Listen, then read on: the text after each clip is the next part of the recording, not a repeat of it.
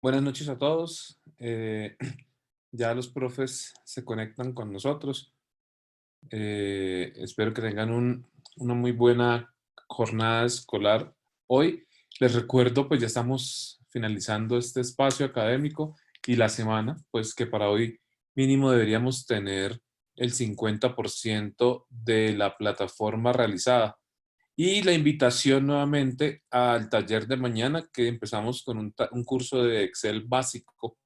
Entonces están todos invitados de 9 a 12 del mediodía, sabiendo pues que es una herramienta muy importante que podemos utilizarla en nuestros trabajos, universidad y demás.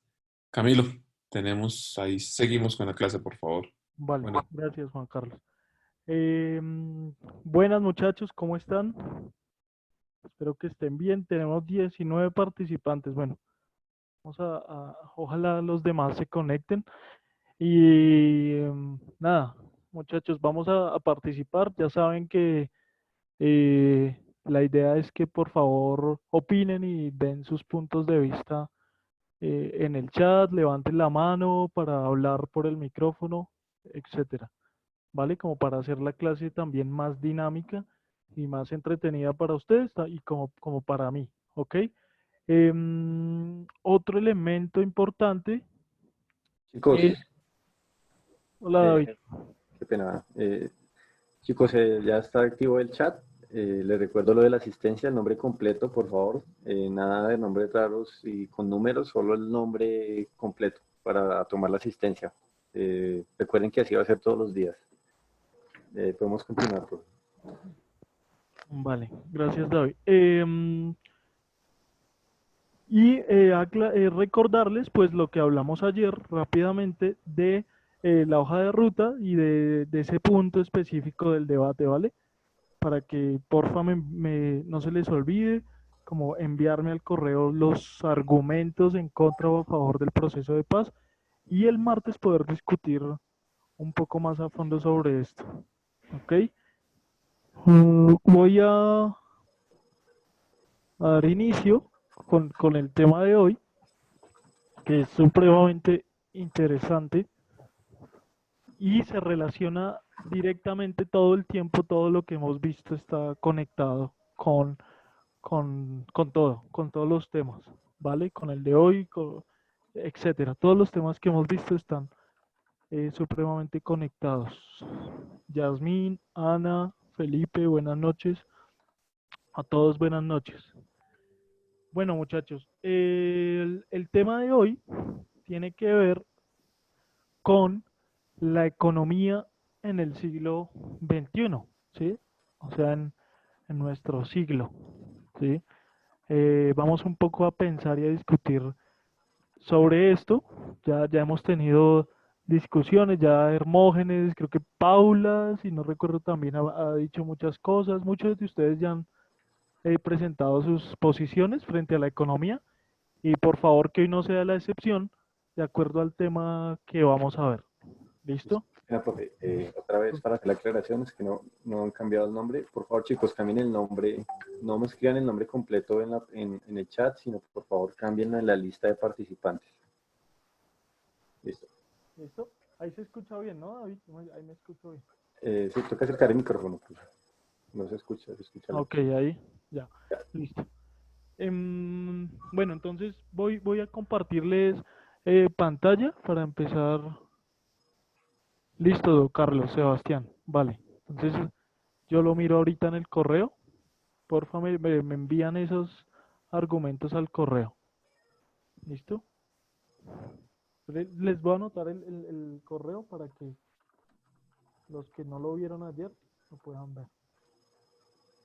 El correo está en el grupo de WhatsApp, chicos. Si lo quieren solicitar otra vez, nomás es que me lo piden. Ahí está, de todas formas, ya Listo. escrito en Bueno, el grupo de listo. WhatsApp.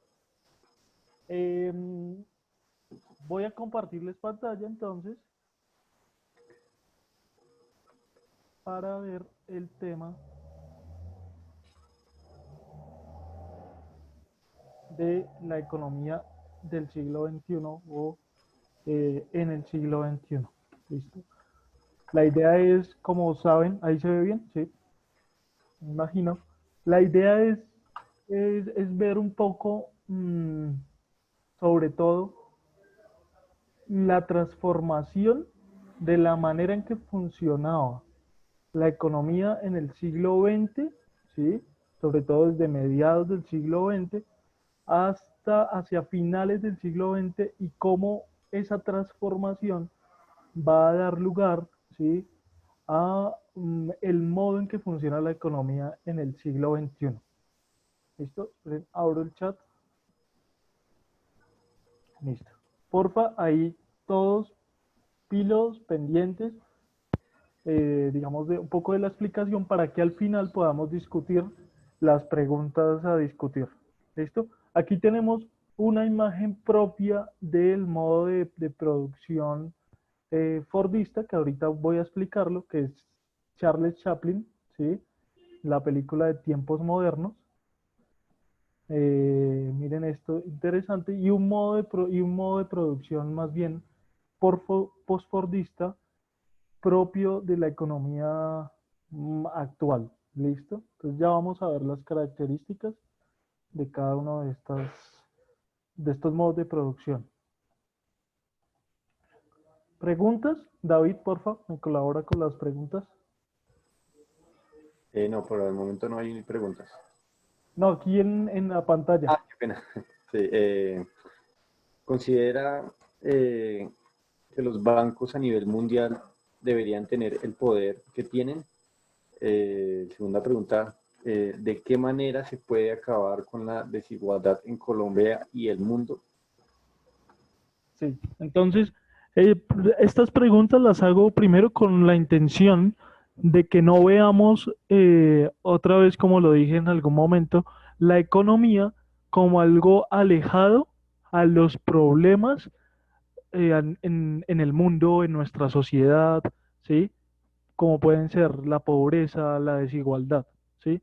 Entonces, estos modos de producción, aunque ahorita no podamos ver directamente su conexión con estas preguntas, de alguna manera sí están determinando, por ejemplo, el poder de los bancos, ¿sí? Eh, en la medida en que haya más empresas industrializadas y que busquen expandir sus negocios, la necesidad de que, por ejemplo, de atraer crédito, de tener una vida crediticia, de endeudarse, va a hacer pues que estas personas, estos industriales, grandes empresarios o cualquier persona, no sé, de la clase media colombiana, tenga que endeudarse y tenga una relación con los bancos. Entonces, por eso la pregunta es, ¿usted considera que sí deben tener ese poder los bancos a nivel mundial? ¿Sí? Que determinan, por ejemplo, cuestiones como, no sé, el desempleo en Colombia, ¿sí? O los préstamos, las tasas de interés, ¿cuánto le vamos a prestar a la gente que necesita dinero? No, súbale la tasa de interés y pues si no puede pagarlo, lo siento, sí, que determina muchas cosas a nivel mundial. ¿Y de qué manera se puede acabar con la desigualdad en Colombia y en el mundo? Recordemos eh, que según el Banco Mundial, miren lo paradójico, Colombia, que es uno de los países que se considera pues más liberales, hablando en términos económicos, es el tercer país más desigual del mundo. Entonces, para que ustedes también, porfa, vayan respondiendo ahí como a esas preguntas. Las podamos discutir ahorita. ¿Vale? Bueno, vamos a hablar de el Fordismo, ¿sí? Como el primer modo de producción que vamos a ver primordialmente a mediados del siglo XX. Entonces, un contexto rápido. Es predominante en el siglo XX, se basa en la idea del libre mercado, que en francés pues se lee así, bueno, no lo puedo leer exactamente ahí como dice, pero lo que significa esta frase es dejar hacer, dejar pasar, ¿sí?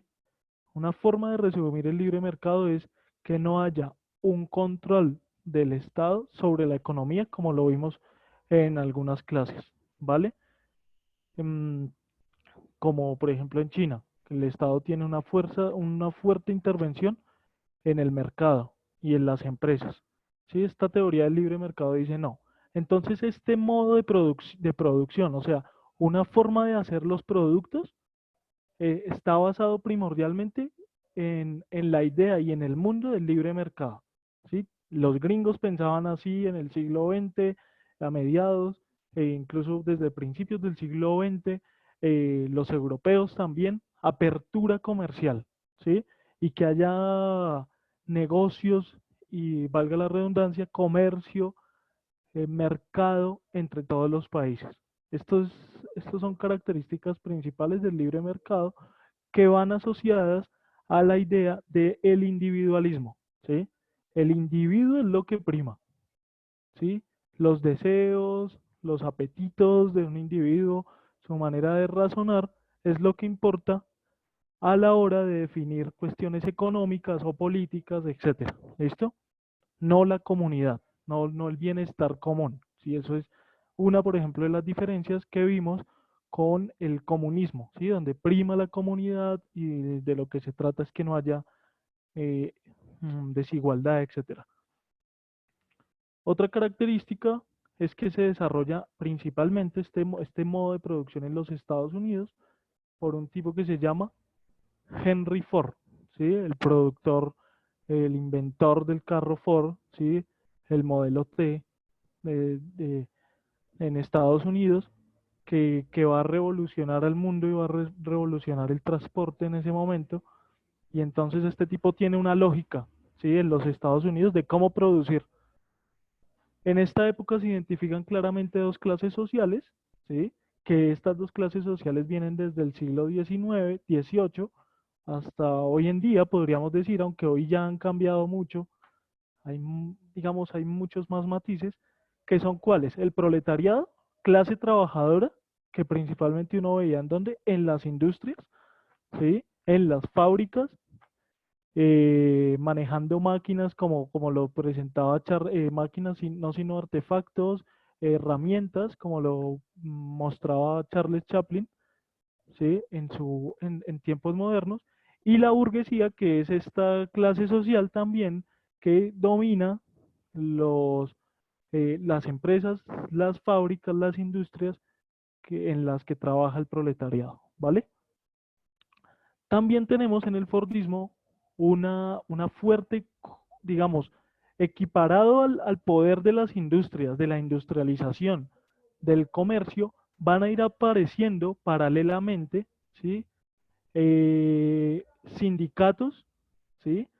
De trabajadores, que van a empezar a decir, bueno, pues organicémonos porque a nosotros nos pueden vulnerar derechos laborales, ¿sí? Organicémonos para pelear, por ejemplo, por nuestro salario, etcétera. Y al mismo tiempo va a tener mucha fuerza con este modo de producción la cultura de masas, ¿sí? Venda un montón de carros Ford a todo el mundo los mismos, ¿sí? El mismo color, el mismo diseño, todo para todos por igual, ¿sí? Y bueno, ya vamos a explicar un poco las características.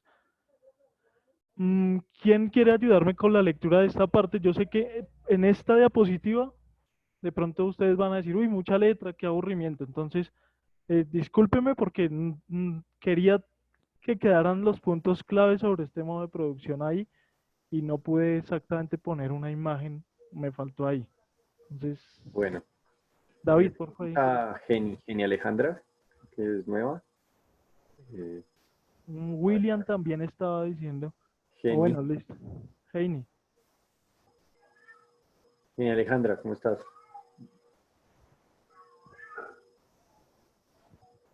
Heini. Geni, no, bueno, no quiere participar hoy. Alfred. Alfred, tampoco. Bueno, antes de iniciar acá, me acuerdo de algo, que tengo un video para William, mostrarles. perdón, qué pena, es que William. Ya leemos. Voy a poner primero el video y ya leemos, ¿vale, William? Ese Entonces ya, quiere, bueno, ahorita participamos. sí, porfa. Entonces me dicen ahí si se ve, voy a compartir otra vez ahorita la pantalla.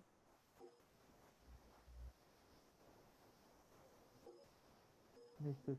Listo. Este video que tiene que ver con... Vamos primero a explicar el primer modo de producción, que es el Fordismo. ¿Vale? Obviamente esto no se va a demorar mucho, pero si ustedes quieren ver el video, es buenísimo para que lo revisen. Listo, vamos a verlo. Listo, ahí se ve, ¿no, David? Bien. Sí, ahí se ve. Listo. Las ideas de Frederick Taylor, Ford desarrolla lo que conocemos como la línea de montaje. Básicamente, se trata de una mejor y más eficiente forma de usar la cinta transportadora. La teoría de Ford tiene dos características. La primera, cada operario, junto a la cinta transportadora, tiene una única labor que repite una y otra vez, y otra vez, y otra vez, durante todo el día. La suma de cada tarea, al final del recorrido, da como resultado el producto terminado. La segunda, la cinta arrastra todos los componentes del producto y su velocidad permite controlar el ritmo de trabajo. Para que este proceso sea optimizado al máximo, todas las piezas deben ser idénticas, al igual que el producto final. El obrero ya no necesita desarrollar un oficio, solo una actividad puntual repetida. Así, el trabajo se empobrece. En sus trabajadores, Ford descubre otra de las claves de su éxito. Al pagar salarios más altos, los empleados de la fábrica pueden convertirse en sus propios clientes. Al masificar la producción, se masifica el consumo y el dueño de la fábrica aumenta sus ganancias. Este modo de organizar la producción es llamado Fordismo. Listo. Y ahora sí, esperen un momento, le damos la palabra ¿a quién? ¿A William, David? William, sí. William.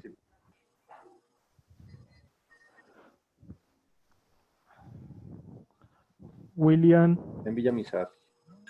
Ya lo activo. William Villamizar, ahí va. Hola, ¿se escucha? Sí, Sí, William. Vale, gracias, profe. Bueno, a Wilman, perdón. características generales del Fordismo. ¿Ok? Plantea junto con el Taylorismo la división del trabajo en las fábricas. Busca la estandarización de los productos. Se trabaja a partir de un control de tiempos muy regulado, control de ocio de los trabajadores, eficacia en la producción. Se inventa la cadena de montaje, producción en serie, única labor. Plantea el pago de altos salarios a los proletarios. Tiene como objetivo producir la mayor cantidad al menor tiempo. Gracias. Vale. Vale. Su merced, ¿qué le gustaría decirnos o explicarnos de esto, del video que vimos y esto que acabo de leer, que resume un poco lo del video? William, Wilman. Wilman. ¿Qué le gustaría explicarnos o decirnos respecto a esto? Uy, Ya le doy micrófono a Wilman otra vez. Creo ok. que ya hay. Perdón. Listo. Ok, Empecemos. ¿ahora sí me escuchan? Sí. Listo. Sí, Wilmar, si quiere empecemos por el primer punto, porfa. Lo que su merced entiende de, por Bueno, y se ejemplo, plantea junto con el oh, Taylorismo la división del... Dime. sí, Ok, ¿me escuchas bien? sí. Ok, bueno, ¿qué piensas sobre el trabajo en las fábricas? Vale. Creo que principalmente pues en esas épocas todo era como muy distinto, ¿no? O sea, bueno, teniendo en cuenta que estamos hablando de la economía, no sé, profe, si aquí vaya la pregunta también de si estamos de acuerdo con que el Banco Mundial, si no estoy mal, No, sí, pues eso su merced ahorita no lo apunta, pero como lo primero que quiero que hagamos ahorita es como explicarnos algo de lo que entiendan de lo que vimos del video y de estos puntos que pusimos ahí.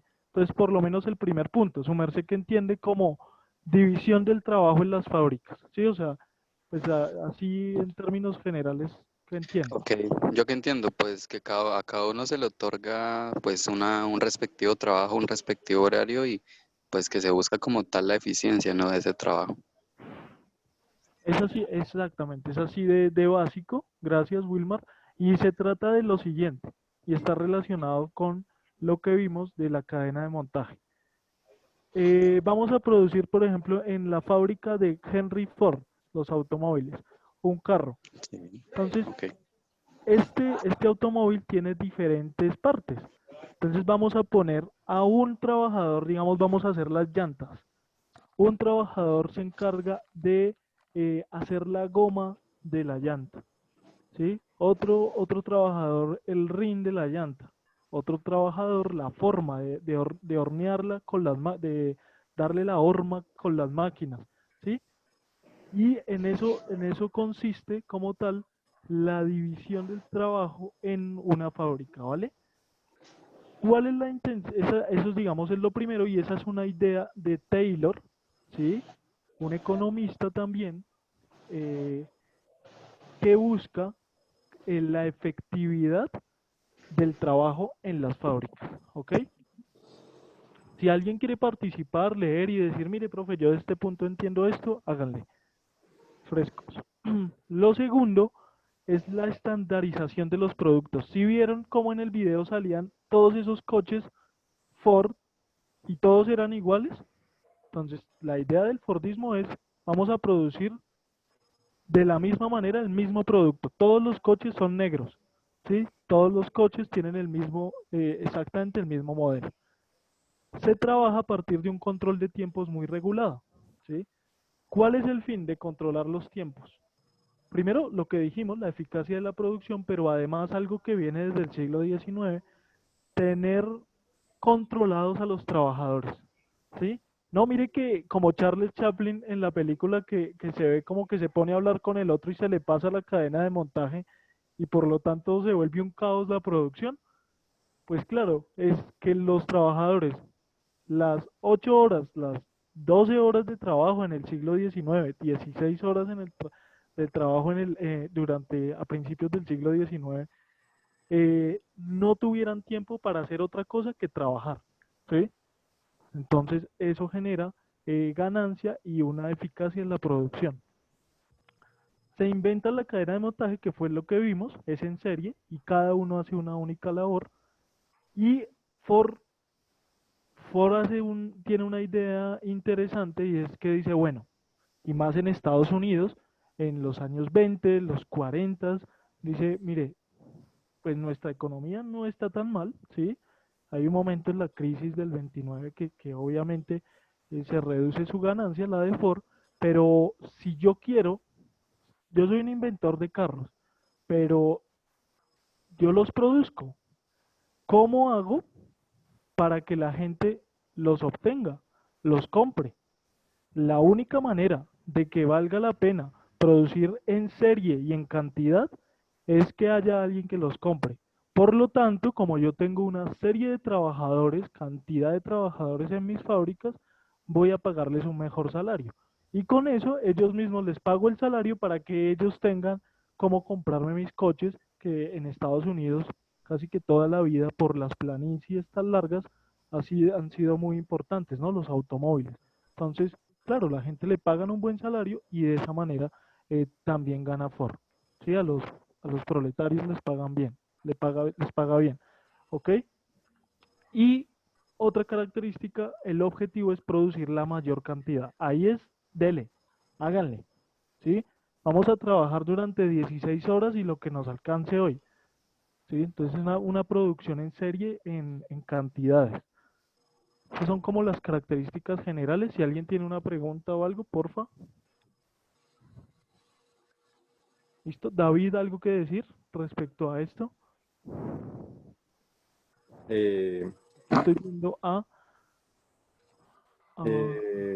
yo alguna vez lo dije pues que en esta época empezó a surgir bastante una estandarización, ¿no? Empezó a cambiarse de sistemas peculiares de medición a particulares de determinadas zonas a un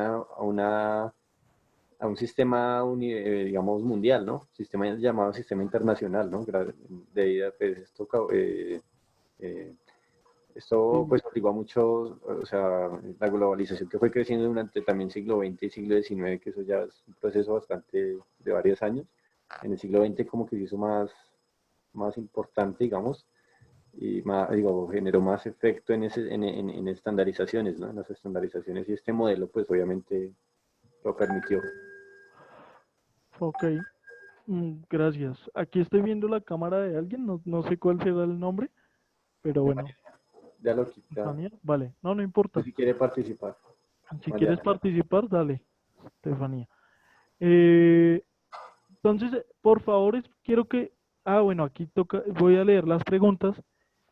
¿Qué tiempo tenían de descanso? No, el de los alimentos, ¿sí? El de la alimentación, la comida, y de nuevo tenían que volver a su trabajo. O a veces, por ejemplo, el dueño de la industria decía, no, hoy vamos a descansar, no sé, solo 20 minutos, ¿sí? Porque la producción está quedada, ¿sí? Digamos que eso lo vemos hoy en día también. Entonces necesitamos trabajar con más ímpetu y toca reducir el tiempo de descanso, ¿sí? E incluso no, pues eso como tal no lo sé, pero no creo. O sea, esto de las horas extras no existía en ese tiempo, la verdad. Y sobre todo, digamos, recordemos que esto inicia como tal, este modelo fordista en Inglaterra con la industrialización, y hay algo interesante. Trabajaban en Inglaterra, ¿sí? Niños, los niños tenían que ir a trabajar, las madres, ¿sí? Casi gran parte de la familia, de un núcleo familiar, tenía que ir al trabajo para poder mantenerse porque los salarios eran muy bajitos, ¿sí? Entonces es importante esto, la lucha del 1 de mayo, ¿sí? Tiene que ver con de los trabajadores, ¿sí? El Día del Trabajador tiene que ver con el descanso de los trabajadores, con el pago de buenos de los salarios, ¿sí? Entonces, esto es importante, las 8 horas, ¿sí? 8 horas para trabajar, 8 horas para dormir y 8 horas para el ocio, para alimentarse, o algo así. Entonces, esto es importante tenerlo en cuenta, porque no... Geni Alejandra dice, ¿se puede decir que era esclavitud? No sé, ¿tú qué piensas? No sé. Yo creería que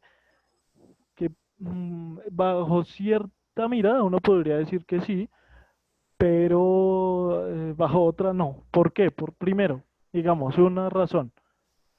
Un esclavo, el dueño del trabajo de un esclavo y la vida, sobre todo la vida del esclavo, era solamente de, por ejemplo, del rey o de la persona que tenía su posesión inmediata sobre él. Y entonces si quería matarte, ¿sí? Si quería matar al esclavo, lo mataba ya. ¿Sí? No había una idea de cuidado de la vida para que el productor trabajara, ¿sí? El trabajador, el esclavo en ese momento. En la edad moderna, con el Fordismo, tenemos la idea de no, sí, hay que pagarle salarios, hay que dejarlo vivir bien y yo no soy dueño de la vida, ¿sí? Directamente no, yo no puedo disponer sobre la muerte, la vida y la muerte de esta persona. Pero lo que sí puedo disponer es sobre las condiciones de la vida de esta persona, su alimentación, su vivienda, etcétera, ¿sí? Sus condiciones básicas. Entonces, no sé, genial. Yo diría que por un lado sí, por el otro no, porque también poner a trabajar a una persona como en el siglo XIX, 16 horas, era, sí, también muy tenaz, ¿no? Mm, no, no, ahí en el Fordismo. Con esta producción fordista, no, tú tienes que hacerte cargo de tu vida, yo te pago el salario y de ahí en adelante ustedes verán, ¿sí? Los derechos a la salud, toda esta nueva forma, digamos, que tenemos actual de contratación laboral, es muy actual, ¿sí? Digamos que uno podría decir que, que los beneficios que han obtenido los trabajadores a nivel mundial es gracias a sus marchas, a las protestas, si no vienen de la nada, no vienen como, no es que nos regalaron, es que el Estado nos dio, no, ¿vale? Hay unas luchas. Pero bueno, sigamos con el postfordismo. Voy a mostrarles, estas imágenes ya son de una nueva forma de producción que es propia de hoy, del siglo XXI. Voy a mostrarles el video que ya nos va a hablar sobre el postfordismo.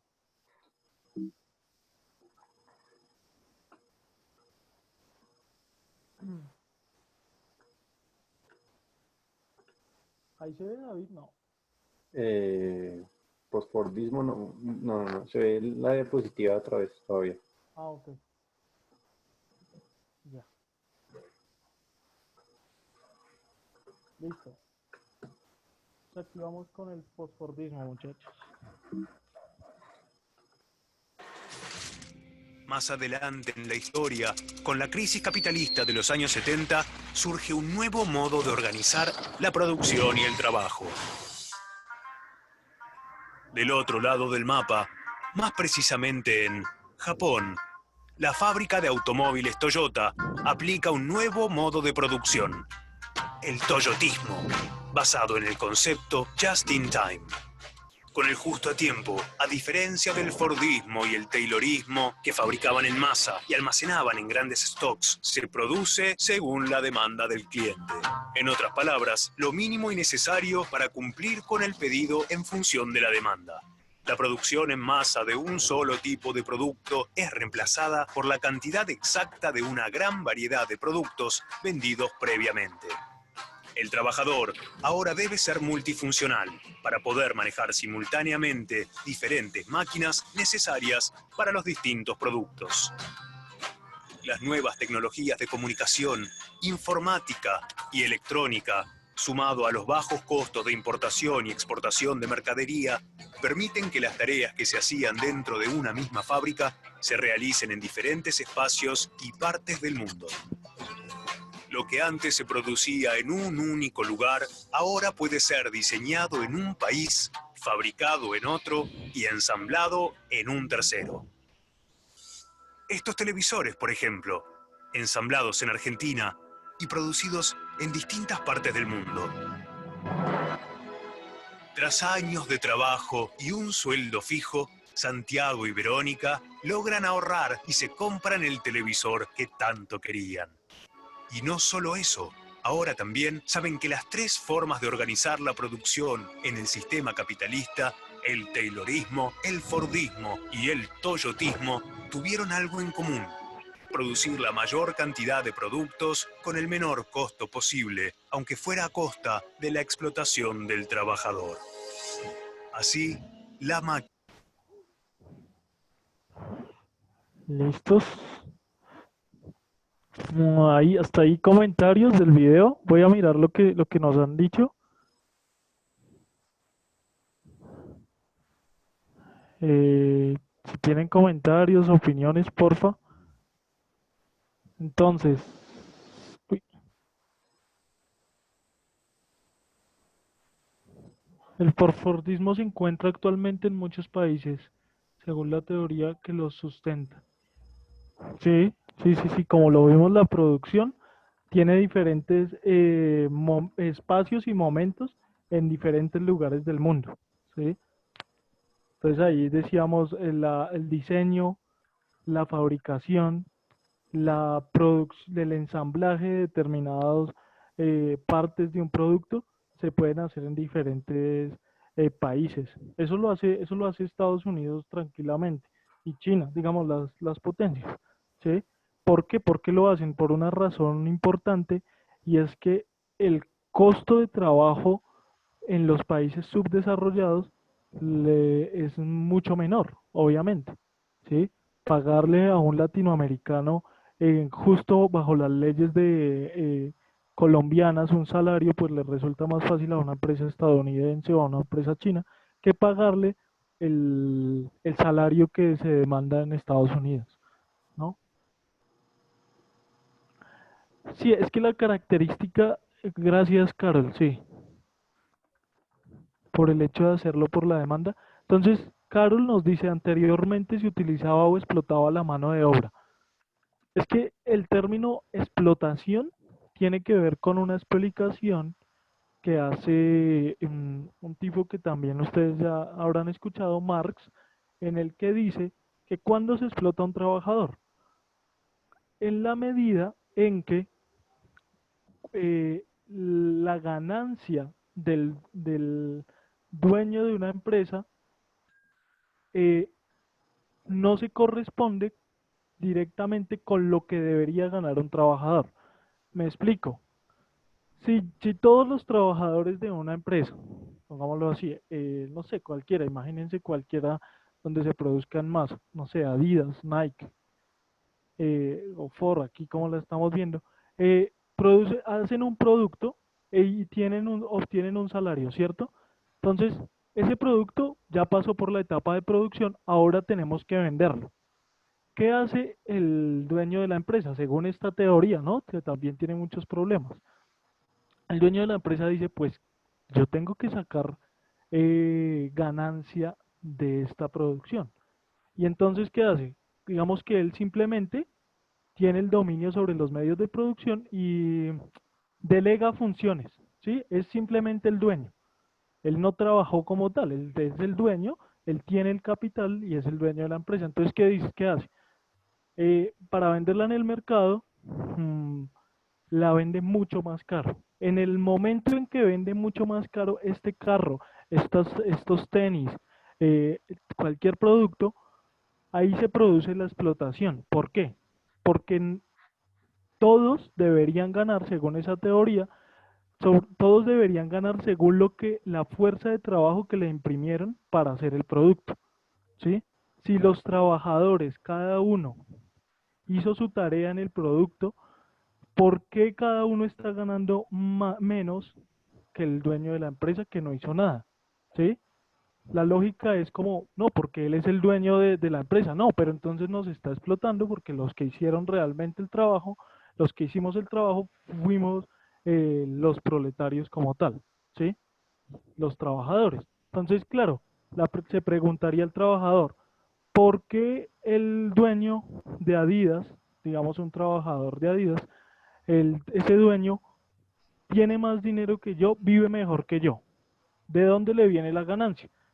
Pues del trabajo que no le paga a el trabajador y de la ganancia, el excedente que saca en la venta de ese producto, ¿sí? Entonces, más o menos eso es lo que explicaría, qué pena si me demoré, la idea de explotación. Entonces, ahí no sé tú cómo lo analizarías, tanto en el Fordismo como en el post-Fordismo, Carol. Quiero hacer como una comparación en cómo ha avanzado la tecnología y ha disminuido la mano de obra, también a menor costo debido a los tratados de libre comercio que hay con varios países. ¿Quieres hablar por micrófono, Carol, para que David te lo habilite? Ah, ok. Dale, escríbenos entonces esa idea o sea, eso que acabas de decir, porfa, desarrolla mejor. Sí, exacto, Carlos Sebastián. Entonces, es distribuidor de Adidas. Cada dueño de una empresa saca una ganancia, me imagino que es eso a lo que Carlos se está refiriendo, de acuerdo a, dada la explotación que le hace al trabajador, ¿sí? Pagan en un salario de 1.200.000. Bueno, eso sí, no, o sea, Adidas paga 1.200.000 del salario. ¿Sí? Lo que hay que pensar para la explotación es que, por ejemplo, ustedes pueden estar ganando 2 millones, ¿sí? Y ustedes dicen, no, yo vivo bien, yo no soy explotado. No, o sea, la explotación no se da porque ustedes le estén pagando relativamente bien, sino por la diferencia entre la ganancia suya y la ganancia del dueño de la empresa, ¿sí? Entonces, ¿por qué se da esa diferencia? Si yo estoy, lo que vale es la fuerza de trabajo, el trabajo que se le imprime a la creación, a la producción de tal producto. Entonces, a todos los integrantes de esa fábrica El dueño les tiene que sacar una parte de la ganancia, pagarles su salario que les permita vivir, llegar al otro día a la empresa, ¿sí? Comer, dormir, no sé, pagar un arriendo y volver a trabajar, pero la ganancia que obtiene él es mucho mayor porque no solamente, obviamente, tiene que ser mayor porque si no, no existiría la empresa y no tendría sentido. Y es mucho mayor también porque si no, no sé, no podría viajar a otros países, no podría darse otros lujos. Ya en la vida de él no se trata solo de comer, de dormir y no sé, de viajar a Melgar, ¿sí? Entonces, eso. Pero vamos rápidamente. Ok, Carlos, el uso de la máquina ha disminuido la bomba. Sí, sí, Ángel, claro. Claro, por ejemplo, cuando uno va a entrar a un centro comercial al parqueadero, ¿sí? Uno que ve, ya lo que funcionan son máquinas, ¿sí? Automáticas, que permiten la entrada o no de las personas, pero ya no hay una persona haciendo esa labor, cumpliendo esa labor. ¿Listo? Entonces ahorita discutimos un poco eso y todo lo que nos están diciendo, porfa, para poder definir como lo que vimos en el video del postfordismo. Entonces lo primero, se desarrolla en épocas donde emerge con fuerza el modelo neoliberal. En el Fordismo vimos que lo que le da la base de funcionamiento a esa forma de producir es el libre mercado, y en el postfordismo vamos a ver que es el modelo neoliberal que se empieza a aplicar desde los años 70. Y acuérdense que el postfordismo nace en los años 70. Profe, hay una mano levantada, no sé si darle la... Termino esta idea y ya y le damos el micrófono ahí. Listo. ¿Listo? Gracias. Entonces, el modelo neoliberal ya no consiste simplemente en abrir las puertas, sino en que los trabajos, por ejemplo, sean más flexibles, ¿sí? Que el contrato laboral eh, pueda ser eh, manejado a tiempo, sino por la ley, ¿sí? No sé, contratación por servicios o algo así, ¿sí? Contratación flexible. Tiene que ver con que el empresario ya no tiene la necesidad de pensar, por ejemplo, en, mm, en la vida de su trabajador, en muchos casos. No, él verá, si este trabajador, por ejemplo, yo lo echo mañana, pues yo puedo conseguir otro trabajador sencillamente. Y si como el Estado no tiene protección en los servicios básicos, la salud, la educación, pues esta persona va a caer rápidamente en los márgenes de la pobreza de una sociedad. ¿Sí? El neoliberalismo mm, no busca no proteger, como se hacía más o menos en el Fordismo, pues no de forma completa, ¿sí? Eh, la vida de los individuos, sobre todo los servicios más básicos, ¿sí? Y dependiendo del país. En Estados Unidos, después de la crisis económica del 29, se crea lo que es el estado de bienestar. Entonces el Estado dice, bueno, el Estado, no el empresario, dice, bueno, debe haber salud obligatoria, debe haber educación obligatoria, ¿sí? Eh, Pública, el Estado tiene mucha fuerza, lo público tiene mucha fuerza. En el modelo neoliberal, todos estos servicios básicos se privatizan. Y es en este momento donde el postfordismo también, esta forma de producción, adquiere mucha fuerza, ¿sí? Entonces, por eso hoy vamos a ver trabajos en parte precarios como los de Rappi o los de Uber, ¿sí? Gente que intenta sobre el día a día, obtiene su ganancia de lo que trabaja en un día, ¿sí? Y no tiene un trabajo estable. Bueno, otro elemento del postfordismo es la especialización flexible del trabajo, ¿sí? Ya no es un solo trabajador haciendo una sola parte, un componente de un producto, sino que tiene que posibilitarse hacer varias tareas al tiempo, ¿sí? Ser capaz de ser multifuncional, ¿sí? Como lo pusimos ahí. Entonces, no, ya no solo tengo que poner la rueda, sino que tengo que aprender a pintar. Hay que aprender, esa es la flexibilización del trabajo. ¿sí? Y eso lo vemos en muchas empresas también hoy. Otra cosa, creciente uso de la tecnología, ya lo dijimos, eso lo vemos hoy en día perfectamente, ¿sí? Ya no es todos en una industria, sino ya en Facebook, con una aplicación yo puedo crear una empresa y ganar dinero desde ahí, ¿sí? Eh, los servicios, lo que es la educación, lo que son, no sé, la salud, todo eso, hay más trabajo en esos, en la parte terciaria de la economía que en la secundaria, que es la industria, ¿sí?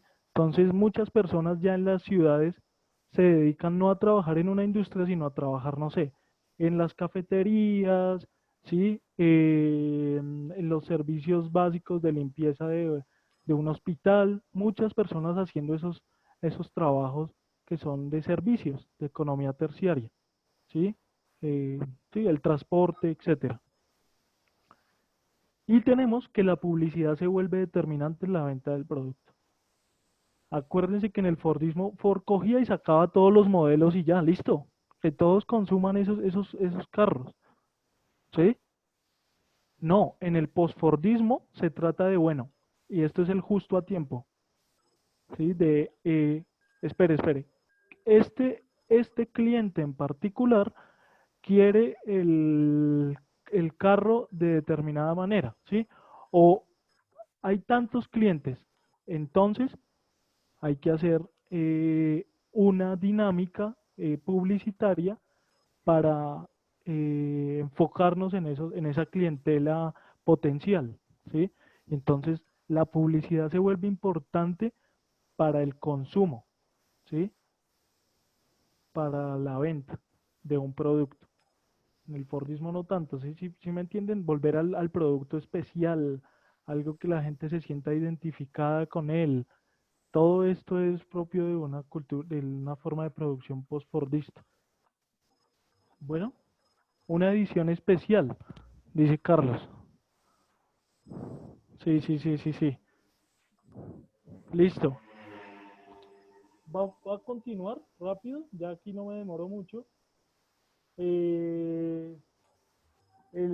Se produce la oferta según la demanda del cliente, ¿sí? No se produce de acuerdo a la oferta, como lo acabo de explicar hoy, no en cantidad, que eso generó también la crisis del 29.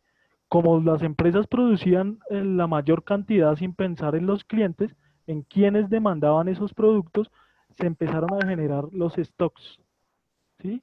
Entonces quedaba mucha producción estancada en la industria y no había quien comprara. Entonces eso hizo que los empresarios tuvieran que reducir, no sé, el- los trabajos, ¿sí? Despedir gente porque ya no la necesitaban, y eso afecta directamente a toda la economía en Estados Unidos de la crisis del 29, ¿sí? En cambio con el postfordismo no. Hay una separación por líneas de producción, lo que dijo David. eh, Tiene mayor importancia el trabajo cognitivo que la fuerza bruta. Por ejemplo, no sé, se me ocurrió los emprendedores, es gente que todo el tiempo está ideando un nuevo negocio, ¿sí? O la gente en una empresa que está pensando nuevas ideas para revolucionar, no sé, la venta no sé, de un árbol o de cualquier vaina, ¿sí? Porque se les ocurren ideas.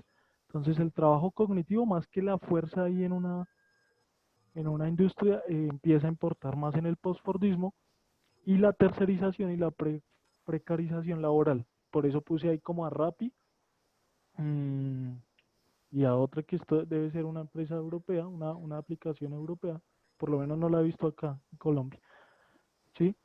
Que es pues eso. Si usted quiere trabajar, pues abra la aplicación y ya, y gane lo que pueda y con lo que haga en el día. ¿Listo? Sí, pues pronto cómprate el árbol, pero lo importante no es el árbol, Sofía, es tu idea con el árbol. ¿Qué idea tienes de venta con un árbol? ¿Para qué puede servir un árbol? Entonces, eso muchachos, y hoy, bueno, se trabaja desde aquí, online, entonces también esta imagen es, todo esto tiene que ver con el postfordismo, ¿listo? Ya, bueno, vamos a volver a las preguntas y a discutir. Entonces ya los que quieran ahí comentar, yo por aquí he visto unas respuestas.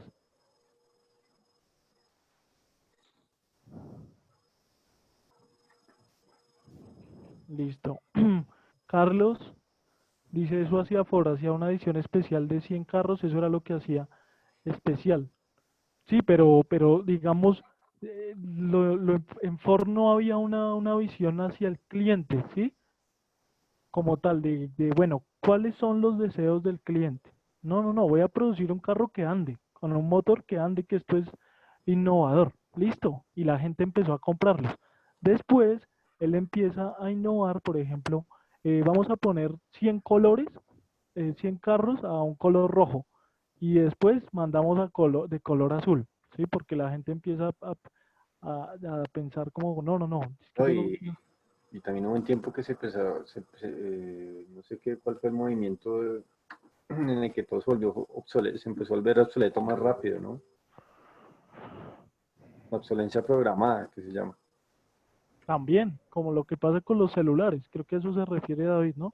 Sí. David, démosle ahí Ay, ¿quién ahorita estaba levantando la mano? David. Hermógenes, pena Hermógenes. Vamos a darle el micrófono a Hermógenes. Listo, ahí se escucha. Hola, Hola, ¿me Hermógenes. escuchan? Ahí sí, ya. Sí. Sobre la segunda pregunta de cómo se podría solucionar la desigualdad que hay en el mundo. Por ejemplo, hoy en día se mide la desigualdad por el método Gini. Gini creo que Sí, se llama, no me el acuerdo bien el índice nombre. de Gini, Sí, el índice de Gini. Gini. Este método que dice que Colombia es junto a Chile, que son los países más desiguales de América, o de Latinoamérica, mejor dicho, mide la desigualdad según el interno bruto. El Producto Interno Bruto. Si por ejemplo, un país como Salvador o Guatemala o Bolivia, que son los países más iguales, no mide si todos son pobres o todos son ricos o así, más o menos. Entonces, para mí, esta medición que mide la desigualdad es, para mí, mal hecha. Sí. Por eso hace que como 25 años salió la nueva medición que es el IDH, que mide como más variables sobre la calidad de vida de las personas. Y la verdad, para solucionar el problema de desigualdad, creo yo que primero, educación. Segundo, para mí, como le dije anteriormente, el proteccionismo no creo que ayude.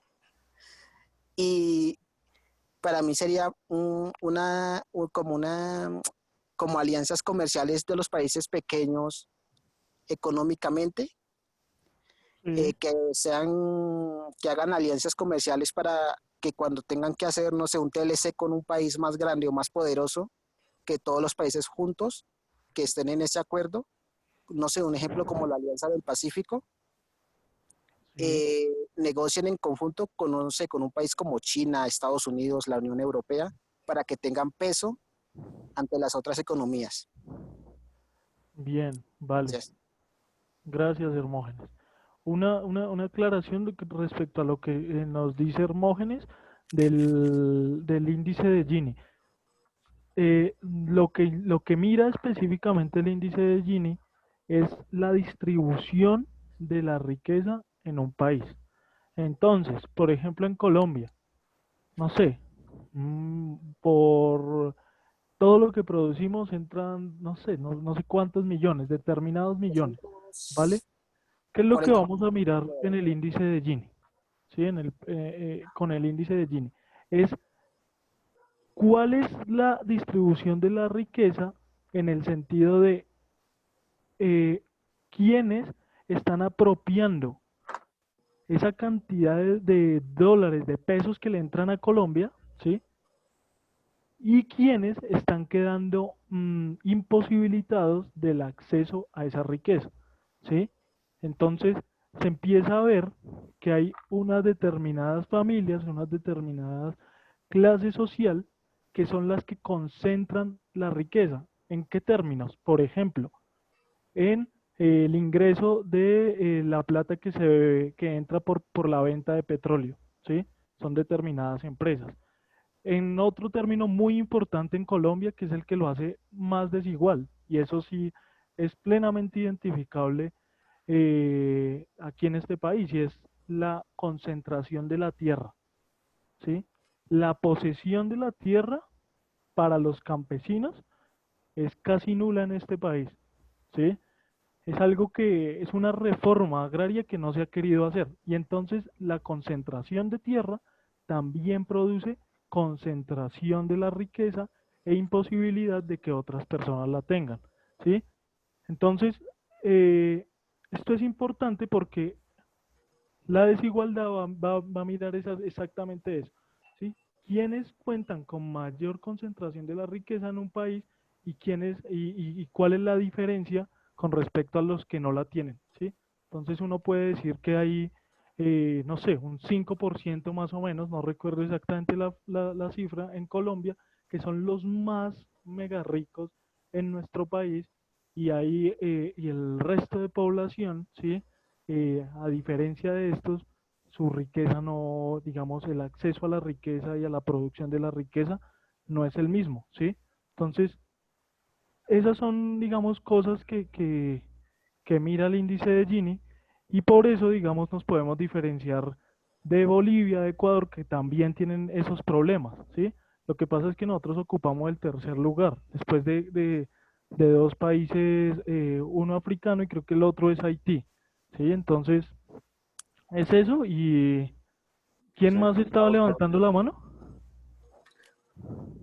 A ver, Uy, que alguien habló, había levantado. Ah, mire, Giselle. Giselle nos dice, yo sinceramente no sabría cómo responderlo.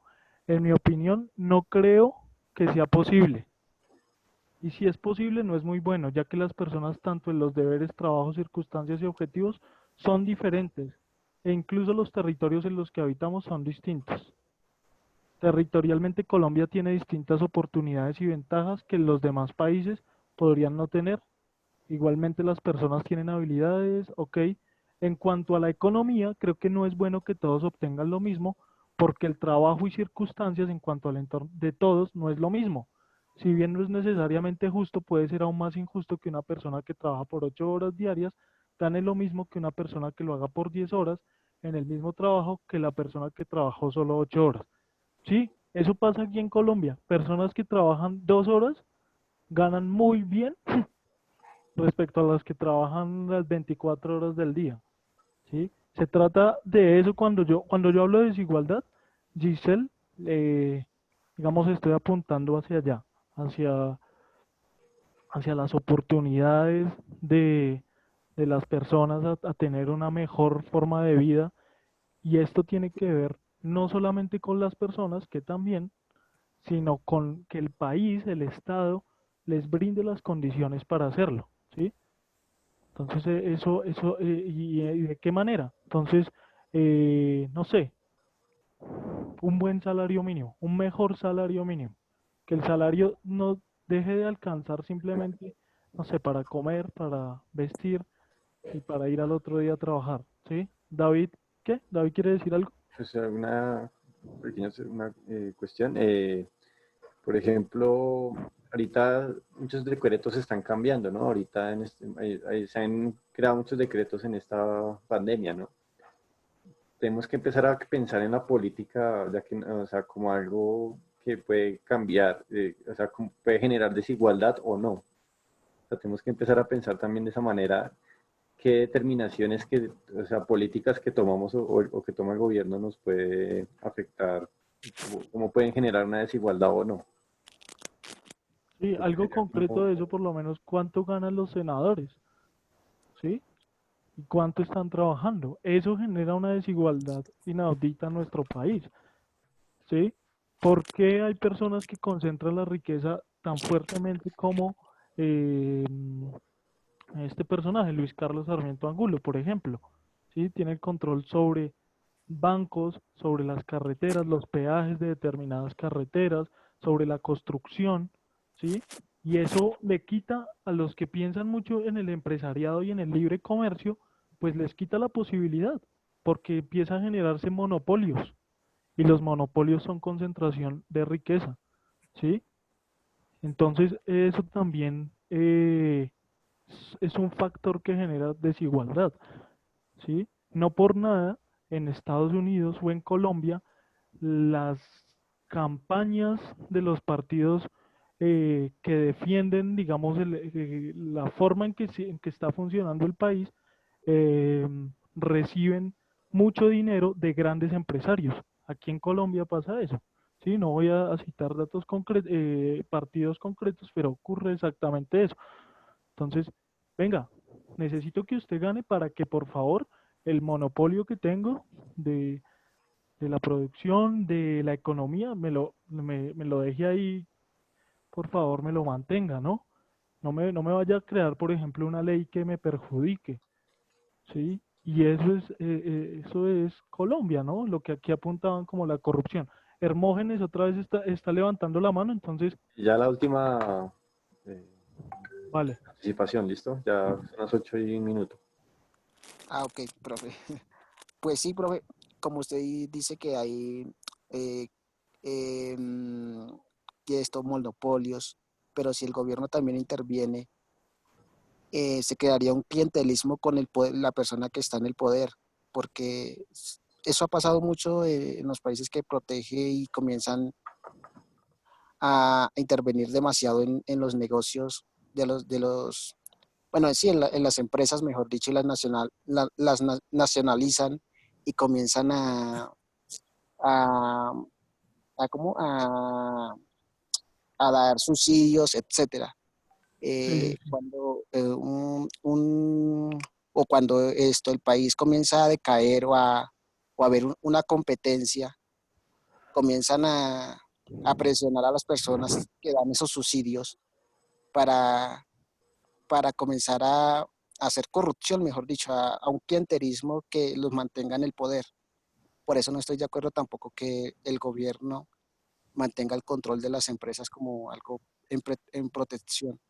Y Sí. sobre los monopolios, sí, estoy totalmente de acuerdo con usted. Por ejemplo, el empresario Angulo o de Brecht, pero eso es, no sé si todas las empresas lo hagan, pero eso ya no es algo que haga el libre mercado, sino corrupción para mí.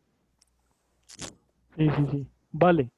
Bueno, ya, me imagino Sí, que nadie más tiene ahí decir, digamos que, Hermógenes, sí existen países donde el Estado tiene una fuerza y no ocurre lo que ocurre en Colombia. ¿Sí? La corrupción en Colombia no solo tiene que ver con que, con, digamos, la posibilidad de que el Estado tenga fuerza, sino más bien con nuestra historia, con la violencia, ¿sí? Con otros elementos que han hecho de nuestro Estado el Estado que tenemos.